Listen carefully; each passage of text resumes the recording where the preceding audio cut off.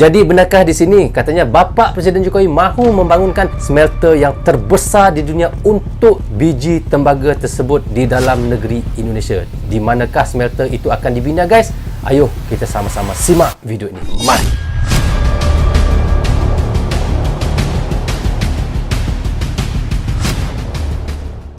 Assalamualaikum, apa khabar semua? Berjumpa lagi kita di dalam Rozul Channel, guys. Apa khabar anda orang Indonesia, orang Malaysia dan di seluruh Nusantara? Apa khabar anda semua? Jika sihat, Alhamdulillah. Itulah sebaiknya rezeki yang Allah berikan kepada kita, iaitu kesihatan dan umur yang panjang. Okey guys, hari ini saya mahu mereaksikan satu video daripada channel iaitu Hunting Permen Asik. Teman-teman boleh pergi ke channelnya, klik butang subscribe, klik tombol loceng, tanda dukungan anda juga kepada channel Hunting Permen Asik. Jadi judul yang kita mahu reaksikan adalah Jepang gigit jari, Jokowi stop ekspor tembaga, smelter terbesar di dunia disiapkan.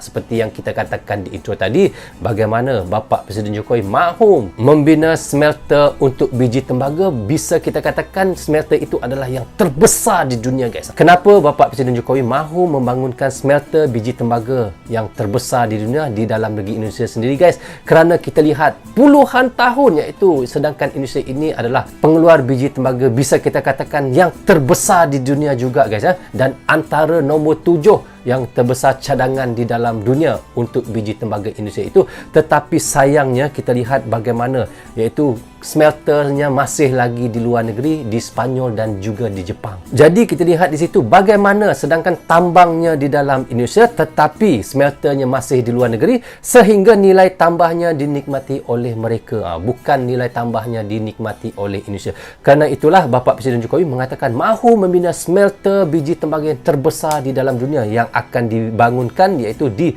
JAAPI Gresik, Jawa Timur. Katanya nanti smelter tembaga ini akan menjadi smelter tembaga single line terbesar di dunia. Dan kita lihat selama periode ini katanya Januari hingga Oktober 2022, kita lihat bagaimana banyaknya Indonesia mengekspor biji tembaga itu keluar negara sebanyak iaitu 2,5 juta ton dengan nilai ekspor sekitar 7,7 miliar US dollar, guys. Dan kita lihat Jepang adalah antara negara yang terbesar mengimport biji tembaga daripada Indonesia sehingga 500,000 ton setiap tahun. Bagaimana kita lihat di situlah keuntungannya banyak dinikmati oleh mereka, bukannya nilai tambah itu dinikmati oleh Indonesia. Maka sekarang ini kita lihat bagaimana Bapak Presiden Jokowi mahu melakukan hilirisasi biji tembaga itu di dalam Indonesia sendiri, yang bisa kita katakan smelter biji tembaga yang terbesar di dunia mahu diwujudkan oleh Bapak Presiden Jokowi di dalam negeri Indonesia ataupun di Gresik, Jawa Timur. Jadi di situlah nanti kita lihat banyaklah peluang-peluang pekerjaan juga untuk warga-warga yang ada di Gresik, Jawa Timur itu nanti. Jadi guys, bagaimana ceritanya yang disampaikan oleh Hunting Permen Asik itu, saya mohon kepada teman-teman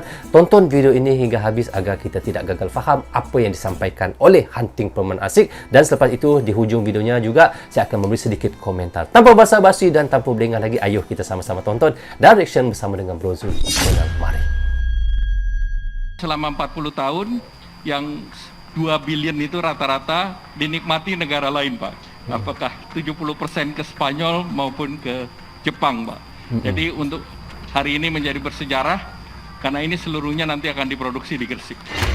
Jangan sampai kita memiliki tambang, kita memiliki konsentrat, smelternya, hilirisasinya ada di negara lain. Ya, seperti benar. tadi disampaikan Pak Menteri, ada di Spanyol. Benar. Benar, guys, ya. Tambangnya Indonesia yang punya, tetapi smelternya ada di luar negeri, ya. Itu yang membuatkan orang bilang keuntungan tiada lah. Jadi sekarang ini kita lihat hilirisasi di dalam negeri sendiri lebih menguntungkan lagi. Contohnya nikel kita lihat, ya, keuntungannya berpuluh-puluh lipat kali ganda, guys. Okey, kita lanjut. Dan di Jepang, nilai tambahnya berarti yang menikmati mereka. Benar. Inilah kenapa smelter PT Freeport ini dibangun di dalam negeri, yaitu di Gresik, Provinsi Jawa Timur. Dan rencana akhir tahun 2023 ini, Desember 2023, konstruksi fisiknya akan selesai 100%. Dan akan lanjut dengan pre-commissioning dan commissioning, dan diperkirakan mulai bisa berproduksi pertama katoda tembaga itu di bulan Mei 2024. Nah, nanti full capacity production-nya di 2024 Desember.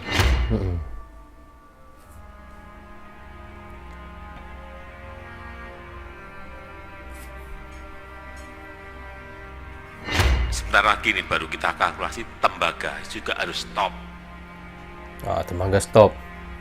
Sehingga komponen-komponen kabel itu ada semuanya diproduksi di negara kita. Ya. Negara kita, Indonesia, memiliki cadangan tembaga yang sangat besar. Berapa, Masuk ya? dalam kategori 7 negara yang memiliki cadangan tembaga terbesar di dunia. Antara 7 negara di dalam dunia ni guys, antara cadangan tembaga yang terbesar di dunia ya. Masya Allah. Biji timah nombor 2 ya, cadangan terbesar di dunia Indonesia ni. Potensi yang sangat besar ini harus kita manfaatkan sebaik-baiknya. Benar. Sebesar-besarnya untuk kemakmuran rakyat. Dengan menciptakan nilai tambah yang setinggi-tingginya bagi ekonomi kita. Karena itu pemerintah, ini ada sebuah kebijakan strategis terkait dengan industri tambang tembaga setelah kita menguasai 51% saham Freeport. Ya, 51% sekarang ya saham Freeport. Saat itu juga kita mendorong agar Freeport membangun smelter di dalam negeri. Karena sekali lagi kita ingin nilai tambah itu ada di sini. Benar. Nilai tambah harus ada di Indonesia guys ya. Bagai kata Bapak Presiden ya. Ialah tambangnya di Indonesia tetapi smelternya di luar negeri. Waduh, bagaimana tu ya? Harusnya ada smelternya di dalam negeri. Itu yang dimaukan Bapak Presiden. Industri JP didorong untuk berorientasi ekspor dan teknologi tinggi. Nah, salah satu yang hadir hari ini tentunya tadi disampaikan diharapkan bisa menambah 40.000 tenaga kerja selama konstruksi. Ini ada mengolah 1,7 juta ton konsentrat dan ini adalah single line yang terbesar di dunia. Dan produksinya 600.000 koper. Dan hilirisasi menjadi kunci bagi negara ini. Benar. Kalau kita ingin menjadi negara maju. Hilirisasi Saya minta adalah satu betul-betul yang kunci, konkret. Karena masih saya dengar yang mau bikin smelter saja kesulitan mencari pendanaan. Dukungan itu betul-betul diberikan, Harus tetapi ada. juga dengan kalkulasi dan kehati-hatian yang tinggi. Indonesia menjadi salah satu negara dengan cadangan tembaga terbesar di dunia. Sayangnya potensi itu belum dimanfaatkan dengan baik. Selama ini konsentrat tembaga masih diolah di luar negeri seperti Spanyol dan Jepang. Ya. Sehingga nilai tambahnya dinikmati oleh mereka. Ya, benar. Presiden Jokowi Nilai menyayangkan tambah, hal tersebut. nilai tambah dinikmati oleh luar negeri ya, sedangkan hasil buminya daripada Indonesia ya. Wah, ini nggak bisa ini. Itu yang Bapak Presiden Jokowi mahu, smelternya harus di dalam negeri. Karena itu artinya Indonesia tidak memiliki nilai tambah dari harta karun di negeri ini. Benar. Apalagi Indonesia merupakan pemilik cadangan tembaga terbesar ke-7 di dunia. Tembaga ke-7 merupakan terbesar bahan di baku dunia, penting tahu, untuk tembaga. beragam industri, mulai dari infrastruktur, transportasi, alat berat, peralatan rumah tangga, elektronik, sampai otomotif. Benar, tembaga Menurut sangat data mahal. Badan Pusat Statistik atau BPS selama periode Januari hingga Oktober 2022, Indonesia sudah mengekspor biji tembaga sebanyak 2,5 juta ton dengan nilai 2,5 ekspor sekitar juta ton. 7,7 miliar dolar Amerika Serikat. Selama periode tersebut, biji tembaga Indonesia paling banyak dikirim ke Jepang dengan volume ekspor di atas 500.000 ton. 500.000 Untuk itu, ton. Jokowi Paling berencana banyak di melakukan Jepang. penghentian ekspor bahan mentah dari tembaga tahun ini. Rencananya penghentian ekspor bahan mentah tembaga berkaca pada smelter milik PT Freeport Indonesia dan PT Aman Mineral Nusa Tenggara atau AMTN yang mayoritas telah jadi milik Indonesia. Jokowi ingin Indonesia bisa mengolah seluruh konsentrat tembaga sendiri. Konsentrat merupakan hasil pengolahan dari biji tembaga. Bahkan jika memungkinkan, Jokowi ingin tembaga yang dimiliki Indonesia diolah menjadi barang jadi, sebab konsentrat baru barang setengah jadi belum menjadi logam. Karena itulah Jokowi membangun fasilitas pengolahan dan pemurnian atau smelter tembaga di kawasan ekonomi khusus atau KEK JIIPE Gresik, Jawa Timur. Nantinya smelter tembaga ini akan menjadi smelter tembaga single line terbesar di dunia. Konsentrat tembaga bisa dimurnikan di smelter sehingga berubah menjadi logam atau katoda tembaga. Adapun kandungan logam setelah menjadi katoda yakni bisa mencapai 99,9%. Namun, karena belum cukupnya kapasitas pemurnian atau smelter konsentrat menjadi katoda di dalam negeri, maka sebagian konsentrat diekspor ke luar negeri. Sebab saat ini baru ada 2 smelter tembaga yang mengolah konsentrat menjadi katoda tembaga di dalam negeri. Oh, baru ada PT 2 ya Smelting dan smelternya. PT Batu Tua Tembaga Raya. Namun, kapasitas terbesar terdapat di PT Smelting. PT Smelting merupakan perusahaan patungan antara PT Freeport Indonesia 25% dengan sejumlah perusahaan Jepang, yakni Mitsubishi Materials Corporation 60,5%, Mitsubishi Corporation Unimetal Ltd 9,5%, dan Nippon Mining and Minerals Co Ltd 5%. Perusahaan patungan PT Smelting ini didirikan pada tahun 1996 dan produksi perdana dimulai sejak 28 Mei 1999. Konstruksi smelter yang juga berlokasi di Gresik, Jawa Timur ini saat itu memakan biaya investasi sekitar 500 juta dolar Amerika Serikat dengan kapasitas awal hanya mengolah 660.000 ton konsentrat tembaga per tahun dan menghasilkan sekitar 200.000 ton katoda tembaga per tahun. PT Smelting ini mengolah dan memurnikan 1 juta ton konsentrat tembaga menjadi 300.000 ton katoda tembaga per tahun.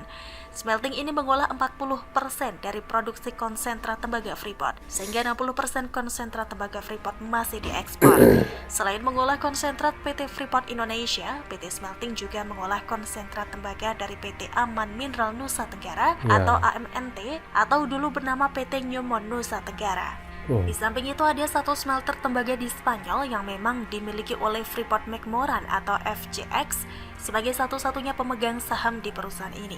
Seperti diketahui, FCX sebelumnya merupakan pemegang saham mayoritas PT Freeport Indonesia, namun sejak Desember 2018 hanya menguasai sekitar 49%. Perusahaan smelter ini bernama Atlantic Copper yang berlokasi di Huelva, Spanyol atau biasa dikenal dengan smelter tembaga Huelva. Sama seperti PT Smelting, smelter Huelva ini juga memproses lebih dari 1 juta ton konsentrat tembaga per tahun dan memproduksi hampir 300.000 ton katoda tembaga per tahun. Tepatnya sekitar 284.000 ton katoda tembaga per tahun. Smelter ini memurnikan konsentrat dengan kandungan logam 25-30% hingga menjadi 99,99% katoda tembaga. Selain itu, smelter ini juga memurnikan hingga 99,7% anoda tembaga dan memproduksi 330.000 ton anoda tembaga per tahun. Namun sayangnya tidak dijelaskan secara spesifik apakah smelter ini hanya mengolah konsentrat dari tembaga gas dari tambang Grasberg PT Freeport Indonesia atau juga dari sejumlah negara lain.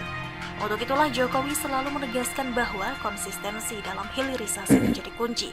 Keberhasilan hilirisasi di nikel harus jadi contoh untuk merambah ke sektor lain.